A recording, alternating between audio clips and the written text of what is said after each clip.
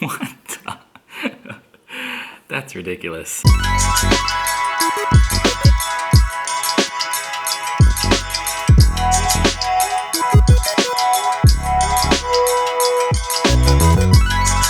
Hey everybody, welcome back to The Way Ramen. So after the Shio Tare in my Kumamoto Tonkotsu style bowl turned out so badly, I really wanted to go back and do some work on getting my Shio Tare better.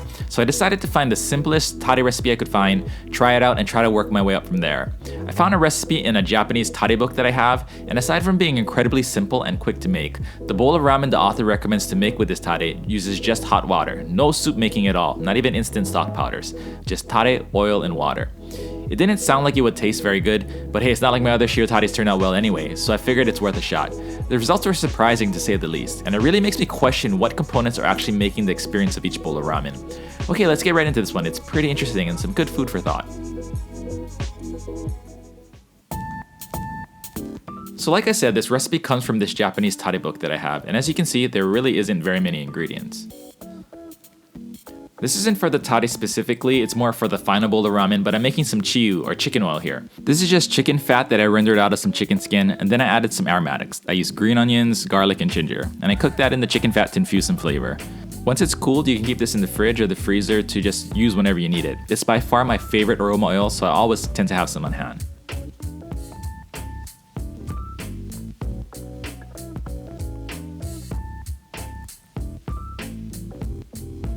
Now I'm gonna make the Shio Tare here. This is really simple. I scaled it down from the original recipe, but it still worked just fine. In a small pot, add 450 milliliters of water and bring it up to a simmer. Once it's simmering, add some sea salt. I'm using Hakata salt here, which has some nigari components in it. Stir in the salt until it's completely dissolved.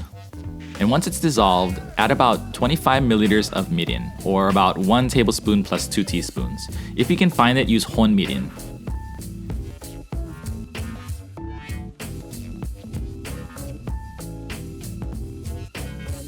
Then add 5 grams of caster sugar. Add 25 milliliters of usukuchi shoyu. This shoyu is often mistranslated as light soy sauce. It's actually saltier than regular soy sauce, but it has a lighter color which causes some of the confusion. Same as the mirin, 1 tablespoon plus 2 teaspoons. I actually made a mistake here and I added 2.5 milliliters of rice vinegar, but the recipe actually calls for 7.5 milliliters, which is about a teaspoon and a half. You can experiment with that. After that, I threw in half a teaspoon of MSG. Because we're not using any natural umami components, we need the MSG in there, so don't skip it.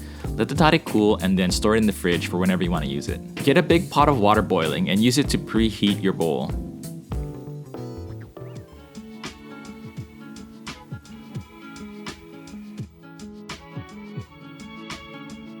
Once your bowl is nice and warm, you can dump the hot water back into the pot and add about 36 milliliters of tare into your bowl. Which is about 2 tablespoons plus 1 teaspoon plus 1 milliliter. Add 1 tablespoon of chicken oil. And some chopped green onions. Give the bowl a swirl to combine everything together. And then hit it with 400 milliliters of boiling water.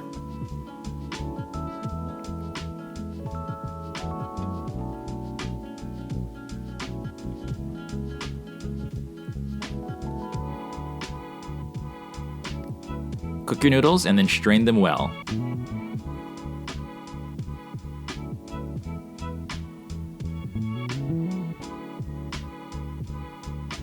Once they're strained, add them to your bowl, and there you have it. It's a super simple Shio ramen made with just tare, oil, some green onions, and hot water. I figured that this was gonna taste just like salty water or something like that, but I was surprised to find out this actually tastes like a bowl of light Shio ramen. The chicken oil brings so much chicken flavor that it's hard to believe that there isn't some kind of chicken broth in there. This reminds me a lot of the style of ramen that we eat here in Hawaii called saimin. The author of this recipe said he developed it to test new noodle recipes, and I can understand what he means by that.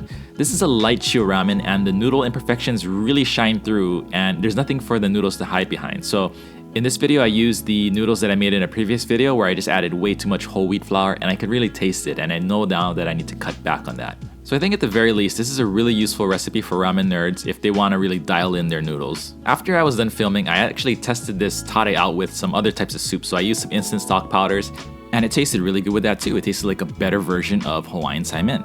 So now I really want to test this with some kind of real soup made with real bones and see how that goes. This could be the start of something pretty cool. And with some tweaking, I could really see that this tare could be used to make some pretty bomb bowls of saimin.